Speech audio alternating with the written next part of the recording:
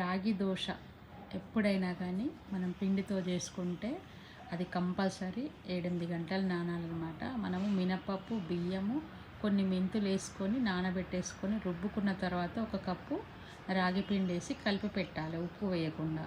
అయితే నేను బియ్యము, మినపప్పు ఈక్వల్గా తీసుకుంటున్నాను. ఒక కప్పు రాగి పిండికి ఒక కప్పు బియ్యము, ఒక కప్పు మినపప్పు, కొన్ని మెంతులు వేసి నానబెట్టి రుబ్బేసి ఈ రాగి పిండి కలిపేసి నైట్ అంతా పెట్టేసేయాలి. మార్నింగ్ సాల్ట్ వేసి మనం దోశలు వేసినట్టుగా వేసేసి వితౌట్ ఆయిల్ అయినా తినొచ్చు, విత్ ఆయిల్ అయినా తినొచ్చు. నెయ్యితో కాల్చి పిల్లలకి ఇస్తే చాలా హెల్దీ అనమాట.